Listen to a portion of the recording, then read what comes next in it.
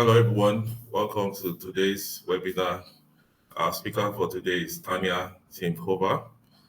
She's a design thinking ambassador, a certified happiness and purpose trainer, a serial entrepreneur, coaching leaders and founders on purpose driven leadership and the human skills that sustain it. So, for today, Tania will be taking us on our session, and the topic is neuroscience of goal setting, how to set and achieve goals in life and business. So anybody that have questions can drop in the question section and she would answer to every one of us.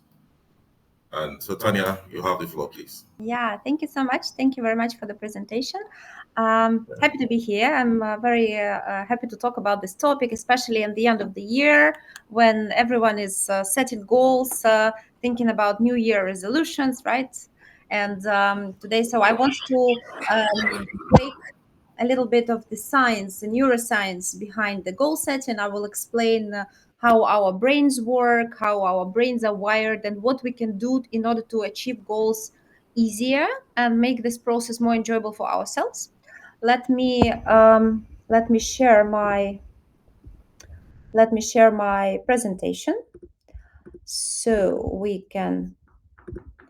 Let me know if this is, if you can see this. Yes, you can see it. Perfect. Well, good. Let me see how I can use it. Perfect. Okay, I think it's better this way. Perfect. So yeah, thank you for introduction. Just a few words briefly. I'm Tania. As you said, I am a coach.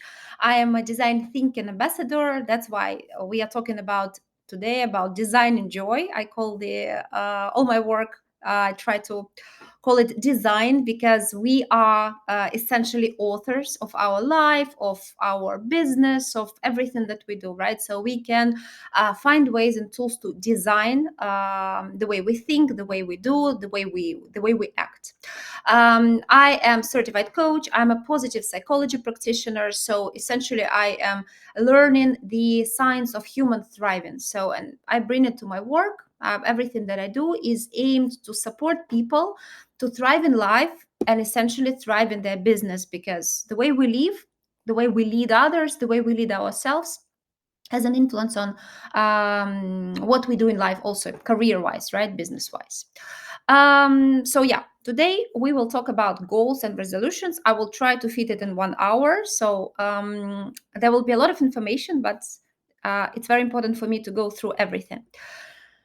So no questions by this point, right? So okay, let me start. Why do resolutions fail, right? We all know that resolutions fail, many of them. So we are very pumped up before New Year comes, before, I don't know, maybe next quarter, if we're talking about business resolutions, about goals, even personal goals. And when I say goals, I don't only mean big goals, right? I'm not only talking about something really, really fundamental, but I'm also talking about small goals, like, for example, drinking 2 liters of water a day, right? Or taking care of sleep. So like personal goals or business goals, this all the same, right? So I want to make it clear at the beginning. So when I say goals, I mean all of this. But we know that many of our resolutions, something that we decide at the end of the year, usually, right? We write a plan for next year. Many of them fail, and they fail in a few weeks after New Year's, right? So there is some data that is proven that there has been a research. So some data about that we do fail long-term goals. So the question for today's presentation is, why do resolutions fail? Why do we fail goals? And in order to try to answer this question, I prepared a few facts about how goal setting really works in the brain. So this presentation will be backed by science. I made a little bit of research. You can see the research here down the slide. So it's very interesting, and it explains how actually our brain works when we set the goal, when we procrastinate, what procrastination essentially is, what makes us feel motivated, and how we can integrate when we achieved our goal, how we can integrate it. So this achievement will actually become a part of who we are. And I collected 8 facts that are very important to understand and to remember. And hopefully, looking at this topic through this perspective, you will be able to better design your life, your goals, your businesses. Some nerdy stuff, some important stuff, but I will be using some scientific terms. I'm sure you've heard most of them. We will be talking about dopamine. This is the neurotransmitter that gives motivation and reward, right? This is a very important thing for us to remember, because every time we have a dopamine kick, we feel better. That's why our brain is trying to find it in everything that we do. And if the brain does not get it straight away, it gets frustrated and goes in the freeze mode, not letting us achieve what we want to achieve, right? So creating this inner conflict, and we start fighting. We will be talking a lot about reticular activating system. And for those of you who have not heard of it, it's very important to understand that our brain has a set of neurons which acts like a filter. So imagine you get interested in a certain topic, right? You get, for example, for me, years ago, I got interested in Italy. I really wanted to see Italy. I watched a movie about Italy, and this became my dream to visit Italy one day. So since the day, I started noticing Italy everywhere. So I walked down the street, I saw an Italian flag, or I saw an Italian restaurant, or I would hear Italian songs on the radio. And back then I thought, oh, wow, this must be a sign. I need to go to Italy. But what it actually was just my reticular activating system, some neurons in my brain that filtered this thing that I was interested in and started showing me Italy everywhere around. Why do we need this? We need this in order to see opportunities, for example. So when we activate the system, I will tell you later how to activate it.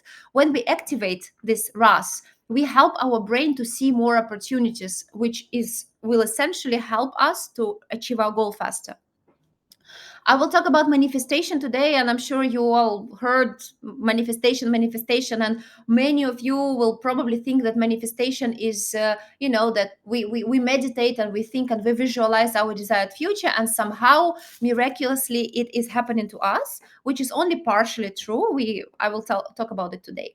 We'll talk about neuroplasticity. So this is the ability of brain to change and to create new neural pathways by repeated behavior, right? So the more often we repeat a certain action, certain habit, the bigger the faster our brain will take it as a part of us, right? The more often I drink 2 liters of water a day, the faster it will become my new habit. So, and then I will not imagine my life like not drinking 2 liters of water a day.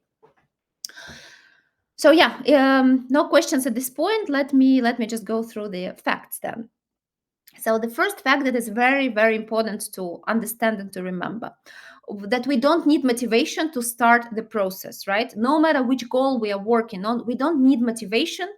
We need clarity. So I'm sure most of you had this once, at least once in life, like you are waiting for the moment you're ready. You want to start a project, for example, and you are waiting for the moment. Okay, I think, okay, I need to be ready. I need to get this certification. I need to have more experience. I need to feel the vibe, the drive, the energy to finally start, just to register my company or send that very important email. Our brain doesn't care. Motivation does not come from thinking and overthinking.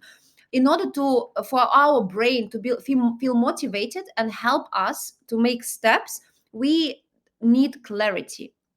Clarity means understanding very, very, very well what I am doing and why I am doing this. So even like if we understand, we need to understand the first essential step, for example, right? We need to, for example, if we need to send that very, very important email, we need to understand why this email is important and what is the outcome that I want to get from this email, right? This clarity gives our brain enough drive to make the first step, right? To let us make the first step. And after we make the first step, we get this dopamine kick. So as you can see here on the picture, we have clarity, we get clarity about the first step that I need to take.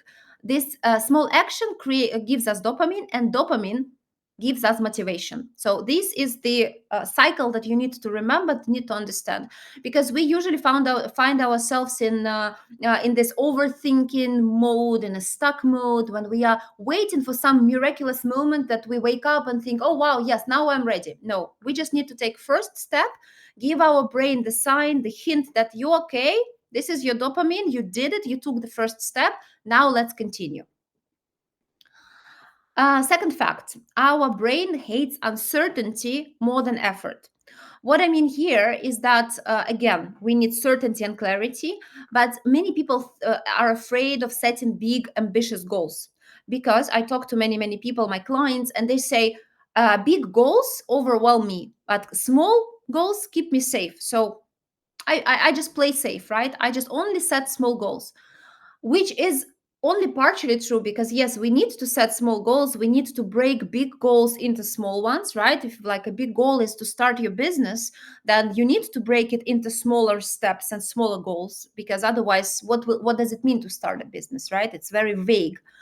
But we also, we know that it's very important, and it's actually nice to aim for the moon, right? Shoot for the moon. It's nice to set big goals. It gives us motivation and drive, and helps us to face all the challenges and setbacks. But what is important for our brain is not the size of the goal. As I said, the goal, the brain doesn't care. The goal is drinking water or running a startup.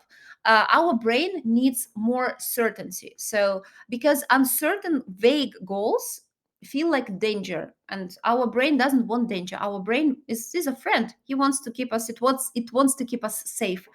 So what we need to do, actually, in order to, again, keep on going, we need to be as clear, as certain as possible. So for example, we need clear goals, right? You know the acronym SMART.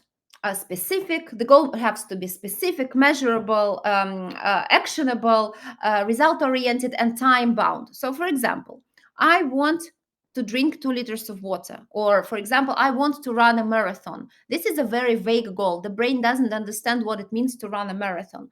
But if I say that I want to run my first marathon by the end of 2026, and this will take me approximately this amount of hours, and I want to run it after I've been training for 3 times a week consistently. This is a very clear goal, and it gives more safety and more calm to our brain, which makes it easier for the brain to help us achieve the goal, right?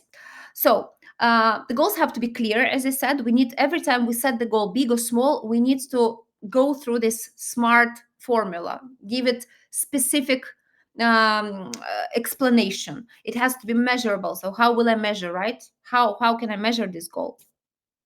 It has to be actionable. So I need to understand what is my first action step, right? Like running a marathon. Okay, I need to create a plan for my trainings, and I need to maybe find a buddy that will keep me accountable. So I will schedule my first marathon training, right? I will go for a run, and then it will be second, third, whatever. So this makes the goal much more specific. And also, the goals have to be realistic, and this is also very important, because when we dream, we usually set unrealistic goals, right? We think, okay, I just started my business, and I want it to be profitable in 6 months, which is in most cases not really realistic, right? So 6 months is quite short of time, especially if you just start.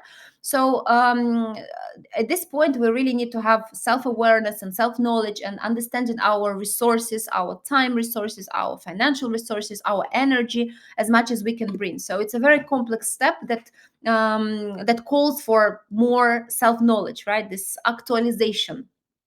We'll talk about it later. The third fact, which is very important, that procrastination is not a character flaw. It's just an emotional response. It's very important to understand, because I have lots of clients who say, "Oh yeah, again I procrastinated. I did not do what I was going to do, but this is just who I am. It's just a part of me. I've always been a procrastinator." But no, procrastination doesn't mean that something is wrong with us. It doesn't mean that this is just the part of the type of our character. It's just, again, our brain trying to keep us safe, trying to avoid discomfort. So The brain doesn't understand that we need to take steps. The brain just wants to be in a comfort zone, right? It wants to just things to remain as they are. And when we are not clear, right, when the brain when we don't understand exactly what I said already, when we don't understand what we really want to achieve and how we are going to achieve it and why we need to achieve it, the brain just goes in a freeze mode. It says, now it's very vague, so I would rather be lazy. I would rather binge watch something on like Netflix, or maybe like I don't know, scroll my Instagram, TikTok, just because I want quick dopamine. I want to feel good now. I don't want to feel good then. I need to feel good now. So I want to, as a brain, I want to avoid discomfort. So I will be just lazy because I will just do something that gives me this dopamine, that gives me this comfort here and now. So our goal, right, by knowing this fact, what is our goal? Our goal is actually to understand how we can give this quick dopamine to our brain while achieving our goals. Is it clear at this stage? Like, are there any questions, or I can continue? That's a major issue I have. I want to feel ready before I move. Yes, exactly. This is not only you. I think like 99% of us, we really need to we really need to feel clarity or feel readiness, whatever, before we move. But the design thinking teaches us to actually start, right? Start before you're ready. Just start. So I will talk about it again. Procrastination. Number 4. This is what I just said. The brain loves short-term rewards, even if having these short-term rewards, like for example, scrolling my phone instead of working on my project, even if it sabotages my long-term goals. So, right, if I allocate 6 months to make my business profitable, but I spent most of this, like my working day, just scrolling and being scared and just, like watching movies, whatever, or not working on my goal, I will never reach my goal, right? I will sabotage it. But it's not because something is wrong with me. Again, it's just because I need to understand that my brain wants me to feel comfortable. So it will optimize feel better now, right? So it's a survival mechanism. So then you would ask me, okay, but what do I have to do then, right? How can I help myself? How can I support myself? In this case, we say that you need to design your environment to help your brain choose better. So, design environment means creating as many, giving yourself as many tools as possible in order to feel, in order to make every step feel easier. So that's why breaking your goal into small steps and understanding what are those tiny, tiny, tiny steps are. So for example, if you work with a coach, right, we that's what we do at every session. We take the goal, we take the task for a week, and we break it into very, very clear steps so that the brain is calm and knows, okay, it's all good. I know that every after step I will feel the dopamine kick and I will be safe. We need to create pleasant environment. So for example, if your goal is if your goal, if, no matter what you're doing, your goal is to drink more water, or your goal is to work on your business, create the environment that will support the goal. For example, if I'm working on water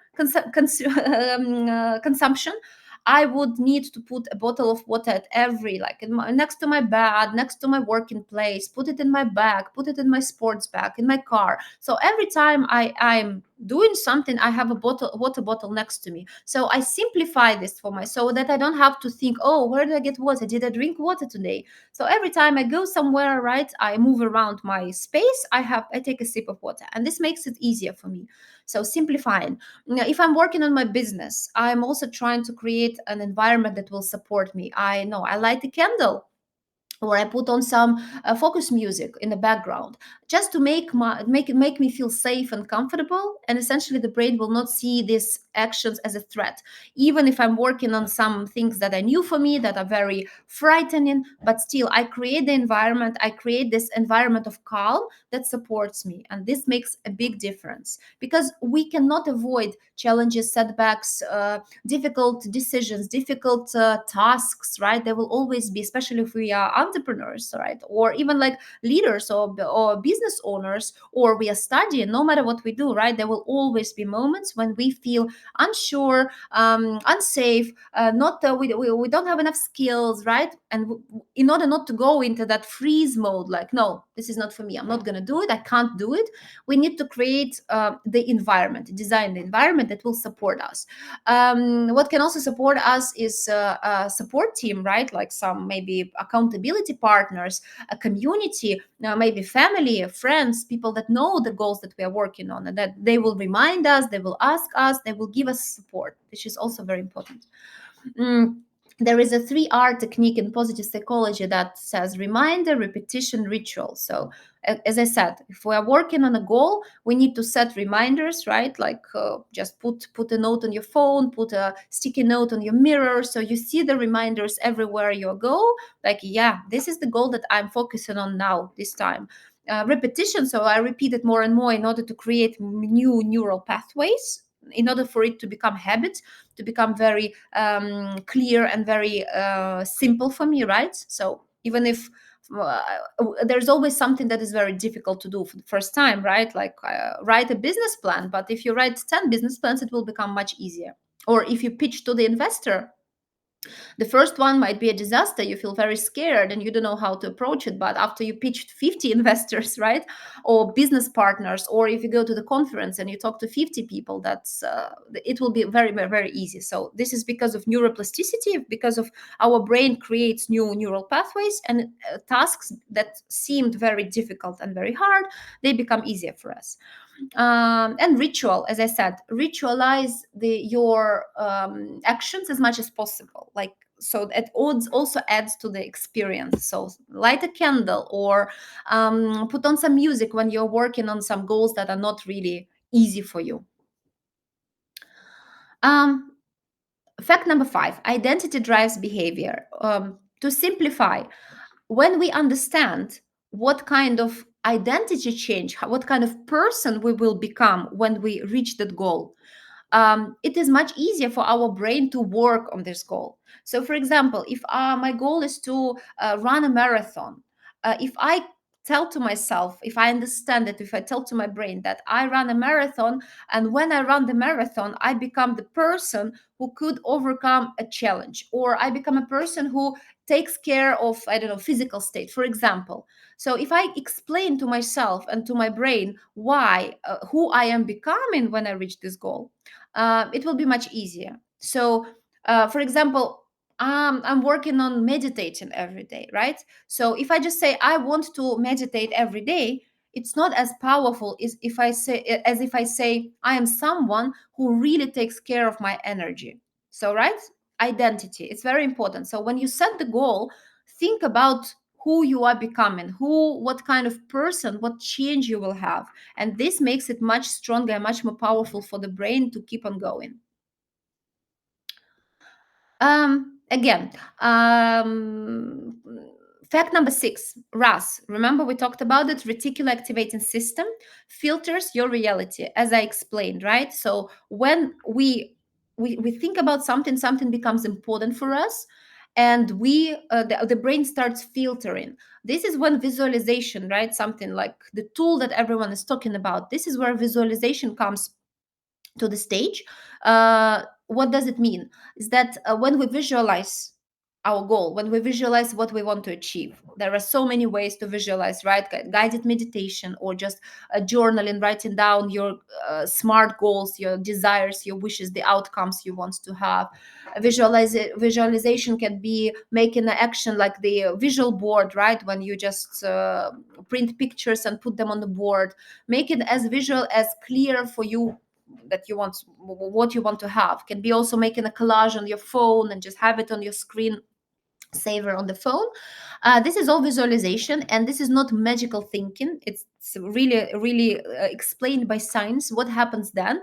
The more you visualize, you imagine in detail your desired outcome, the brain starts filtering your reality and starts noticing opportunities. It's connects dots faster, so you understand, like the connection of things. You recognize possibilities. Like, for example, it might happen that this happens to me all the time. For example, I'm working on my business and I visualize my outcome, the business goal that I need to achieve, and then Somehow, miraculously, I remember that I studied with a person who actually now does the project that might be interesting for me to talk to, right? So I start noticing these opportunities.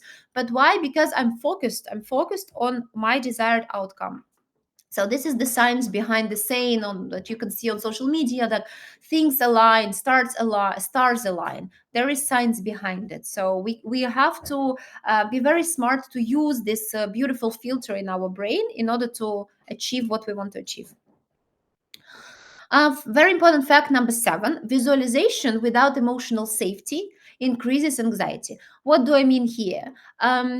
Very often we set goals from not a calm state, from fear, from anxiety. Very often it happens with financial goals, for example, right? Like I'm fearing that I will not be able to, make ends meet, so I'm very scared, and I just started my business, and I don't know how much money I will still have. So I set the goal to make it profitable in 6 months. This might be non-realistic goal, for example, but I'm setting this goal from the state of fear because I'm afraid that I will not make it, right? This is very important to understand, that when we set goals, no matter how ambitious they are, we need to try to do it from a very calm state, because the brain connects goal with danger, right? If I'm anxious, if I'm just setting the goal just because I want this anxiety to go to leave me, I'm setting the goal and the brain thinks, hey, alarm, alarm, it's danger. And this shuts our prefrontal cortex, which is a part of the brain that is responsible for creativity, for action, for design thinking, right? So everything that we need when we are achieving the goal. So this is just my suggestion. Whenever you set goals, whenever you business goals or personal goals, try to help yourself creating calm state before you think about your goals, before you brainstorm, before you put it on paper, for example. Regulate your nervous system in any way that works for you. I don't know, praying, meditation, walking in nature, chanting, breathing deeply, whatever works for you, that you know that for sure this will help me, this will calm me down, this will give me this clarity and expansion in my mind and my brain. And only after that, start thinking about goals and setting goals. This is a very important step that we very often we oversee, and then we don't understand, why am I so tense? Why can't I just have things done? And fact number 8, which is very crucial: action builds clarity, not the other way around. Again, it's more or less, I'm repeating what I said at the beginning. We need to take action in order to get clarity. We will never get clarity about our outcome, about our next step, just by thinking about it, because we don't know, right? There are so many circumstances. We need to, like these stairs, we need to take the first step, make some action, we get the feedback, right? We learn from what we've done. We either it's a good feedback or bad feedback, but we already got some learning experience. This learning experience gives us clarity about, okay, this was the right way, this was the right approach, or no, maybe I need to find some different approach. And thanks to that, we eventually find a direction for the next step. So whenever you are setting a goal for yourself, right, break it into smaller goals and then take the first actionable step. This is now, if you're aware of design thinking, this is exactly what designers do. They prototype, right? They experiment, they just create different possibilities for themselves. Like, for example, meditation, right? I need to create, like, if I want to meditate every day, I need to come up with different ideas, thinking, okay, I will try to meditate at 6 in the morning after I wake up, or I tried and then I say, okay, how do I feel? Am I even, if it's possible for me to wake up that early? Or okay, maybe I should try to do it around my lunch break, right? Try that. So I'm prototyping, experimenting, and I'm choosing what works best for me. And this gives me clarity to take the next step. How clear is that now? Do you have any questions, or I can continue?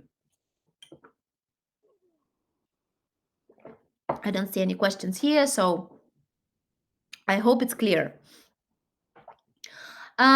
And now I want to share a manifestation formula.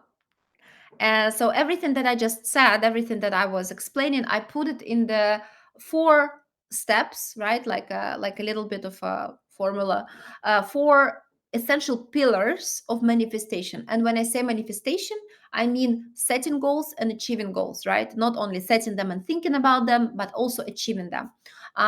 If you don't like the word manifestation, right, because it's more, it comes from this magical thinking, the science just calls it goal setting, goal achieving, right?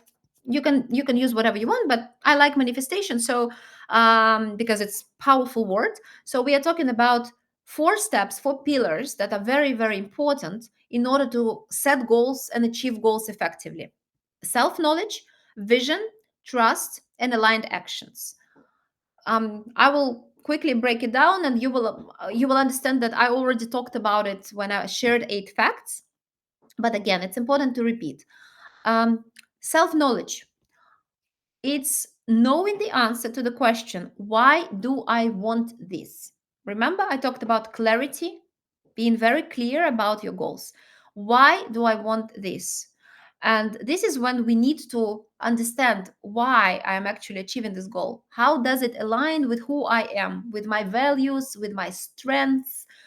Is it even my goal? Because very often we set goals because the friend is doing the same, or we saw something online and we think that this might work for us, right? But this is an essential step to really set the goals that are 100% aligned, 100% coming from my heart, from who I am, right, from what I really want. So a very important step, foundational step. But you can ask yourself, why do I want this? Which value does it honor, right? Like, how do I honor my values? What is important for me in life through achieving this goal, right? Because very often our values conflict with our goals. I had a client whose big value was family. He had 3 kids. He was really present father. He really wanted to be there for them. They were all young, but then he had a goal of getting a job that would require him to travel 6 7 months a year, which is a huge, huge amount of time. And yeah, of course sometimes there are circumstances that we cannot overcome, but in this case this was just a goal that he set for himself. He was doing fine in his previous job, and when he realized that this goal will conflict with his value of family, he changed the goal, because he realized that this idea of this job might sound amazing, but when he starts traveling and he doesn't see his family for 6 7 months, it will be painful for him. But again, I'm talking about ideal situations, right? Like, not, because very often there are circumstances that we have to take into account. We have to be realistic. So, self knowledge, understanding who I am, what is important for me, what are my strengths, and what are those non negotiable things, is very, very important. The second step, the second pillar, was vision. In this case, I already talked about visualization. It's very clearly understanding what is my result that I want to achieve by working on this goal. And the next level, how will the result look like and how will it feel like? So this is just my suggestion. When you visualize, first of all, visualize your goals, visualize you as a person achieving the goals. For example, um, my goal is to speak at the positive psychology conference in 5 years, and already now I visualize it. I close my eyes, I visualize myself being on stage, speaking about the topic that matters to me, creating impact, inspiring others, having questions from public, right? So I already create this image in my head and I try to visualize it in every simple detail. I imagine myself walking up the stairs, getting on stage. What am I wearing there? But most importantly, I need to visualize how I feel when I'm on the stage. This is a very, very important thing that we usually don't do, right? We just imagine the outcome, right? Like, I don't know, my business is successful, I earn a lot of money, and I'm driving a nice car. I visualize myself in the car. But what our brain really wants is for me to visualize the way I feel when I'm standing on stage and the way I inspire others, right? what will I feel then? Or when I'm driving the car that I really wanted to buy, right? How will I feel then? So when you're visualizing, you're activating this set of neurons that filter. Imagine how you feel at this moment. It's very, very powerful, and it's a game changer. People who master this can really achieve a lot of things, and it's proven how it works, because our brain doesn't there is no difference for our brain if this is reality or not. The brain doesn't understand if what you're visualizing is it true or not. But if you visualize this emotional state, right, the feeling of accomplishment, feeling of like self pride, confidence, brain feels good, right? Because these are very, very nice emotions. Dopamine kicks in, and the brain is like, wow, yes, this is it. We are working on this. We are motivated. So this is an important step. Vision, having the vision and knowing how you want to feel then, how you will feel then. Trust. We need trust when we are working on our goals, big or small, but we need trust, because without trust, without the self-support, we will just fail when we face challenges and setbacks. Because especially if you're working on a big ambitious goal, right, there are always things that don't work. There are lots of obstacles. There are a lot of successes, but there are also a lot of obstacles. So if we don't have trust, if we give up after first, second, third failure, we will never achieve the goal. So in this case, you need to, again, it's a self knowledge. You need to understand what gives you trust, what will support you. For many people it's prayer. For many people these are like positive affirmations. For some people it's just knowing, reminding himself, herself about previous achievements, right? So many ways, and it's very individual. So my invitation here is to just to find something that will support you. Here in the slide, I'm giving the example of what supports me. For example, it's just an affirmation that I'm someone who can do this. And I wrote it down for myself after I reviewed my previous achievements, like something that I feel like, yeah, I achieved this in life. I made a list of things that I achieved that were very hard at the beginning, but eventually I achieved them. And this gave me this confidence that, wow, if I've done this, I can do anything else. And I wrote down this phrase for myself. So for you, it might be something different, but invitation here is just to think and try different things.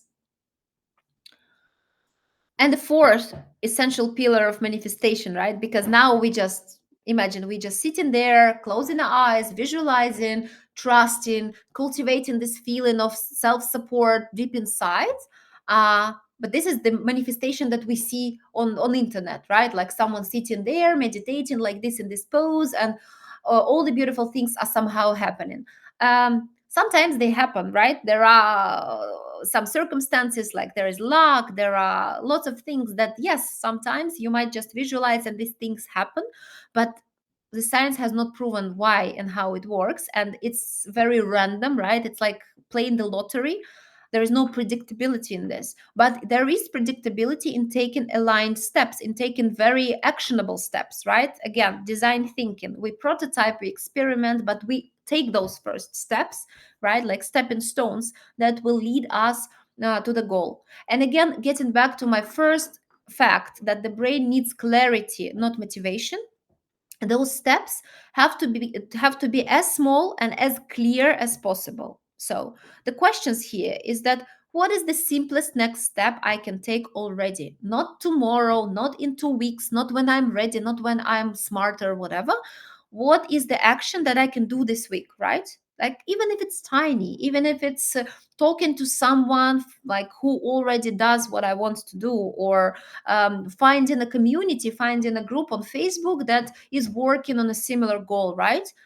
What is the small step? I take the small step, and this gives my brain motivation to take the second step. So essentially, this is how it works.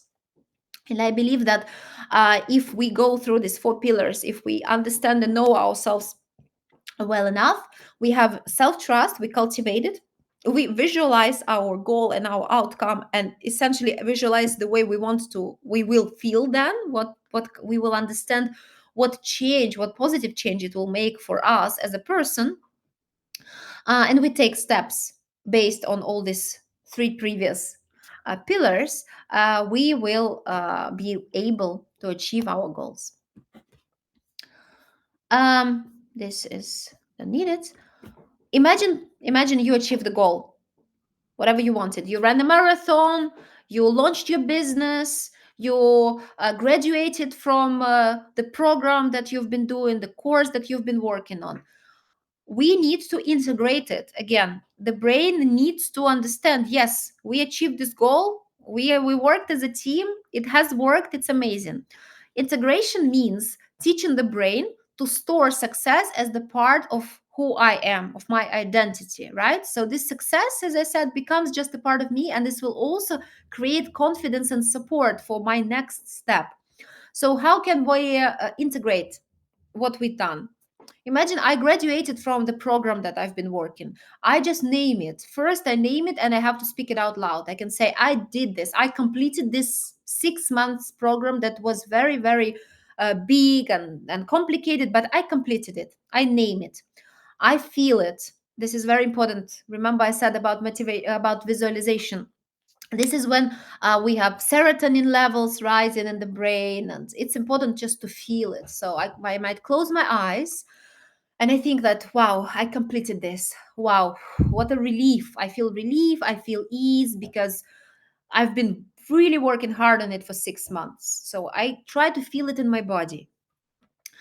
I link it to my identity. So I can say, I'm someone who follows through. I did not give up. It was difficult, was complicated at the beginning, but I made it. I went through the 6 months, 12 months, whatever, and I give myself a micro rewards, right? It's like sometimes I say to people, like, reward yourself for achieving the goal, and they say, but I don't know, what do I do, what do I buy? Because we link the reward with some present, whatever, which can be, but not necessarily it's a present.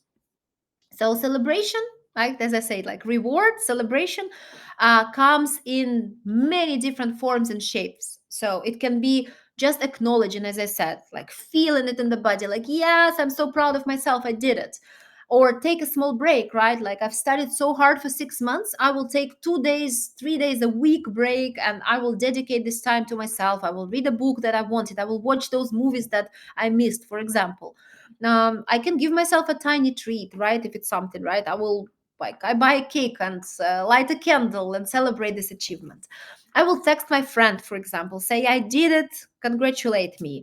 I can write it in my journal. I can just breathe it and just again acknowledge it. So these are just examples of I would do with my goal, with my achievement, also depending on how big or small it is. And for example, when I really, all those examples are real. Like, I was really working on drinking more water, drinking 2 liters of water. And I remember when I finally achieved that goal, I bought myself a very, very nice bottle, like really expensive for a water bottle, like something that I would not normally buy, but I bought myself a nice bottle and, like, yes, I did it. So now I will drink water from this bottle. So think about it, like every achievement, every goal that you've reached, celebrate it, and this will really like store it in your brain as a part of who you are. So yeah, we are almost there, almost in the end, and I managed to do it even in less than 1 hour. Sorry if I was speaking very fast, but now I think it's very clear why most resolutions fail, right? They fail because our goals are vague, unrealistic, or lack a plan, right? We don't have clarity, we don't understand, they are very unrealistic, and we lack a plan. So the toolkit, again, just to repeat everything that I said and put it in a easy way, in an easy list. Start small, but start. Don't overthink. Start. Make make it clear for yourself and realistic. Again, right? Realistic, reminding you resources. What do I have in order to make this goal happen? Do I have enough in order to make this goal happen? Time, health, money, everything. Like, the goals should be realistic. And if you want to set a goal, this is important. If you want to set a goal that might feel unrealistic for you, right? We all have this, I'm sure. Like, for example, I have a goal of buying a house at the ocean. At this stage, it's absolutely not realistic for me. It's absolutely not possible, but I still have this goal and I want it to happen. So what do I do then? I break it into more realistic goals. I break it into more realistic goals. So financial or just for myself, like um, one of the goals that I achieved, right? Because I really want to live in the house next to the ocean. One of the smaller goals that was more realistic was moving a little bit closer to the ocean, just trying and testing how it would feel to live closer to the ocean. I don't live in the house, I don't see the ocean from my window, but I live in the city, in the town, which easy access to the water, and I can already feel, visualize how will it be when I, for example, reach my big goal, unrealistic goal. And what is also very important here is that not every goal will be achieved in the way you envision it, and this is okay, because we need to learn to enjoy the journey, right? Not only live, I have it here, I think, don't focus on a single desired outcome, but focus on the journey. This is also important, because very often we find ourselves in a trap when we feel like, yeah, I will only, this is my goal and I need this to be like this, and we don't see other opportunities, we don't see other things happening, and we don't really enjoy this because we only live thinking that, okay, I will be happy when this happens. No, this is a trap. We need to learn to enjoy every single step, and in order to enjoy every single step, those steps have to be clear and very understandable, very safe for our brain. Then it will be easier to enjoy them. um, Again, regulate the emotions and build self-trust. This is just a reminder. Find the ways that ground you, calm you down, and will help you have trust and confidence. Design your environment to make it work. Remember the story that put a bottle everywhere you are, so that it's much easier for you to take a sip, so you don't have to, you know, walk to the kitchen, have water, like, I don't know, or do all these unnecessary steps. Visualize intentionally. Again, when you visualize, it's important to visualize, it's important to imagine, but visualize with intention, not only what you have achieved, but also who you are there, what has changed in you, and what qualities and what emotions you have achieved. Always follow with action, even if those actions, eventually many of them will not be the ones that you have to take, right? You will change your trajectory, but those actions help you learn by doing. Create systems and environment. Again, right? Create your environment that is very supportive. Create systems. Create, if you're working on something, maybe you will experiment and you will make a schedule for yourself. Like, this is what I'm doing with meditation. I realize that it's complicated for me to every day to wake up at 6 in the morning. So I'm doing it around lunchtime, and I put it on my schedule, and this is my time, and I block those 30 minutes, for example. Create supportive environments. Like, for many people, it's very nice to work on the goals together with other people. So find communities, find Facebook groups, maybe friends who want to achieve something similar. Seek support. Like, for example, what works very good for me, I'm building my practice, right? What works for me, I work with a mentor. I have a mentor and I find mentors always, and this is my support system. Again, as I said, don't focus on single desired outcome, but rather on the journey, because the journey itself is wonderful and beautiful, and it brings us so many unexpected things and turns, and it's important to notice them. And seek support and accountability. Again, this is also a supportive environment. So this was essentially it. I wish you a conscious and joyful manifestation, and remember that we all have the power to build the life that we love, but step by step. Sometimes it takes time, but as long as we know what we want, we know who we are and why it is important for us, and we can cultivate the self-support and trust, we can achieve most of our goals. Wow, thank you so much, Tanya. That was a wonderful, practical presentation. I was glued to my seat for the last couple of, for the past 15 minutes. Excellently delivered. And personally, I hope and pray that you achieve your goal of getting your dream house by the beachside so I could enjoy the views and the beach walks and all that. And I had a question. Yes, the question. Um, yeah, Mhm. what's the neuroscience behind procrastination? Yeah, as I said, we talked about it, right? What is behind procrastination? It's just the emotional response. So the brain doesn't feel safe when we are working on the goal. So the brain doesn't feel safe. Doesn't it has a lot of cortisol? All right, so it just shuts down, as I said, the prefrontal cortex when it feels like, oh, danger, danger, this is unsafe. So we need to ease the danger, and there are essentially one of the most important steps is just to make sure that you're clear about what you're doing, right? So why am I working on this goal, and what is my next step, what exactly am I doing here? So this is very, very important. And it sounds easy, but most of the times we don't really know, like 100%. We don't know. We do it because someone taught us to do it, right? Someone said, okay, this is the way it works, but maybe it doesn't work for me. So again, I'm getting back to myself, like, how is it aligned with me? So just important to understand as much clarity as possible and as much calm as possible also. So clarity and calm. So um, the more we regulate it, the more regulated our nervous system is, the less danger the brain feels. The brain feels good then, and then we don't procrastinate that much. So just try to look at it through this perspective, and let me know if it works. But it's proven that procrastination is not just laziness. Many people think, yeah, I'm just lazy or I'm just tired. It can be the signal that you're tired. It can be the signal of burnout, of overwhelm, of exhaustion. Then you but again, what it does when we are very tired, when we are exhausted, we can't think clearly. We are not very clear, even if we know what we're doing, but our brain is, like foggy brain. And this also creates unclarity. And unclarity, the consequence is procrastination. So it can come from different forms. This unclarity can come from different sources, right? It can be exhaustion, it can be just not knowing what I'm working on, but essentially this is clarity. um, there was I'm another. sorry, my follow-up question before Yeah. any other person comes in has to do with habits. So I have this habit of working under, I prefer to work under pressure. For example, I have a task to deliver. Say I have 6 hours to deliver it, but I'll wait till it's five.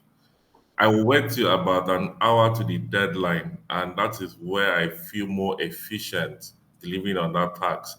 Do you think that's a bad habit or always waiting for the deadline before I start working?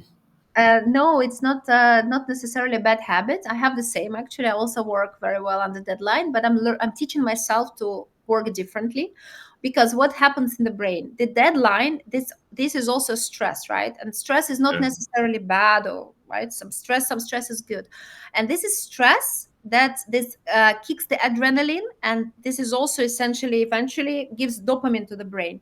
But this is like this quick dopamine that the brain wants, right? We also get it, for example, when we go on the I don't know, we just drive fast, right? Or like we're doing something that's like jump with a parachute. This is like this adrenaline, and the brain likes it because essentially this gives this wow reward, but it's very short. And what the aftertaste of this reward is a lot of tension and still like bad stress that remains in the body. So for example, like you are working under pressure, but you think, yeah, you will deliver, but there is always the thought in the back of your head, like, what if I don't deliver? What if I don't know, I don't have time, or maybe there is no electricity, something happens, right, a blackout, and I will not be able to deliver, and then I'm very stressed. So this is like a cycle that we are putting ourselves in. And in the moment, this short term reward that we get in the moment, we get the adrenaline, we deliver, but after that we have a lot of stress and tension that is stored in the body, and we might not feel it straight away, but trust yeah. me, it's piling up there. So that's why I acknowledge it, that for example, this is also my habit. I work very well under pressure, and I wait until the last moment, and then I'm doing it at night. But I know that it's not good. I know that it's not good. I know that I'm just giving myself like unnecessary stress. So I'm trying step by step, very slowly, not straight, like not really straight away, okay, now I'm going to start a month before. I will start a day before, maybe a few hours before, right? Like slowly, slowly, slowly teaching my brain to work differently. But Okay. this is just because this it's because of adrenaline dopamine uh, Rush. mix that you get. Okay. All right. Thank you so much. There Um, there were a few questions. There were a few questions. In neuroscience, you asked, yeah, when life doesn't cooperate, how do you advise people to stay committed to smart goals without feeling stuck or discouraged? Yeah, thank you for the question. Exactly. That's the point of trust. Again, that's that step, that pillar, the trust. Because life often does not cooperate, right? It's we can think about it as lessons from the universe, but it's just life. And sometimes we get more luck, sometimes less, and it's normal. Again, it doesn't mean that something is wrong with us or with our goal. Trust, as much trust as possible, and as I said, trust and confidence. And I cannot give you one simple tool that works for everyone, because we are all so different. I shared my tool, right, that worked for me. For example, I wrote down all my achievements, like everything that I felt like confidence and pride that I've done it. First of all, it helped me to look at my life and like, wow, I've done quite a lot. The moment I felt, oh, so we all have this, right? Oh, I'm imposter, I'm useless, I can't do this, I'm a loser. I'm like, no, look at this, I've done this in this amount of time.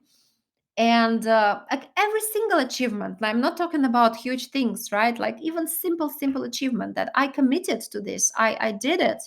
And this gave me the sense of confidence. So something similar might work for you or might not. There are so many positive psychology, there are so many interventions, so many tools that we can use, right? Things that we can do, like for example, knowing our strengths, right? Taking a test. There is an free test. It's called Via Character Strengths. It's an official test that gives you the overview of your strong sides of your character. And the next step, like thinking and reflecting, how do I use these strengths in my life? Do I use all of them, right? And already acknowledging and catching those moments when you are acting from your strength also gives this confidence and feeling of trust. So like there are so many small things and tools that you can use, but the invitation here is to ask yourself, how can I feel more confidence? How can I cultivate the trust in my life? Maybe it will be through working with a coach. Maybe it will be through doing all these self-help exercises. Like find the way for yourself.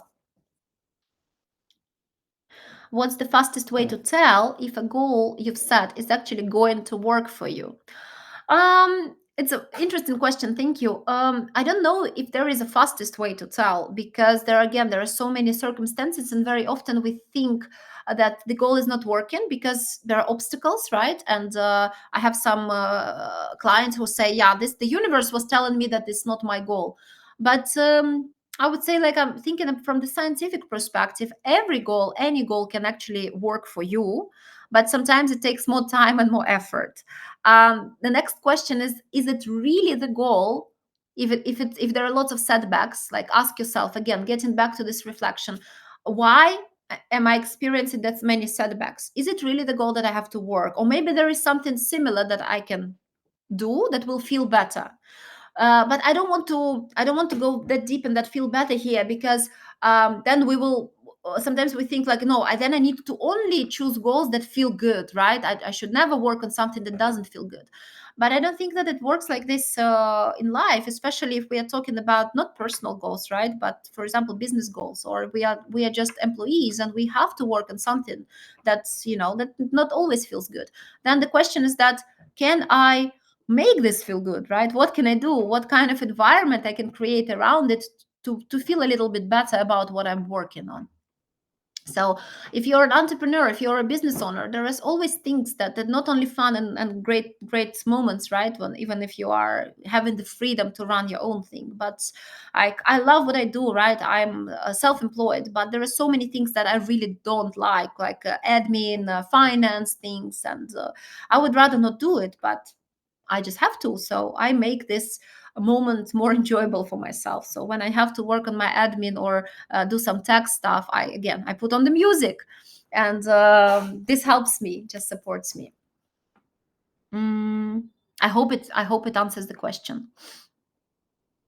While accountability partners are invaluable for maintaining momentum, they aren't always available for real time check ins. How do you cultivate the self regulation necessary to overcome efficiency lags when working solo? I'm interested in hearing about the specific internal systems or frameworks you use to hold yourself to a high standard without an external oversight. Thank you for the question. Very good one. I am lucky because I have a coach. I have a coach, and we work almost every week. We meet, and this is my accountability partner. When I don't have, because we are not always working together, and sometimes there's no opportunity to work with a coach, I try to keep myself accountable by self coaching. So I'm thinking, what would my coach ask me today? And like, I just tell it to myself. And it's about discipline. It's also about discipline for me. So I understand that I remind myself that I am working on my goal, on my dream. I'm working on designing this next step for myself, and it's very important. And I managed to, after years of practice and a lot of setbacks and some burnout, when I did not have good boundaries with myself and the way I do things, but I learned the lessons, and I'm trying to balance things out. I have enough discipline, but at the same time, I take care of myself. I know my energy very well. I know the levels and the time and resources that I have, and I try to be as intentional and as disciplined in this time frame, for example, that works for me. So I become my own. Become my own coach. This is what works for me. So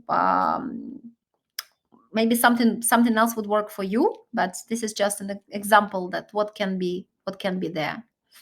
Okay, I think we don't have any more questions, and you've articulately responded to every question well. So thank you so much for that. And I'd like to thank everybody for joining. Thank you, Tanya. Our Thank you. session was invaluable, and we hope to get more sessions from you. And so let's all have a great day. Thank you to our chief host, Annie. God bless us all. Thank Thank you you. very much. Thank you very much. Yeah, hope to see you again. Thank you for being here and spending your invaluable hour. And I wish you all very, very good day. Thank you so much. Thank Thank you. you. Bye bye. Bye.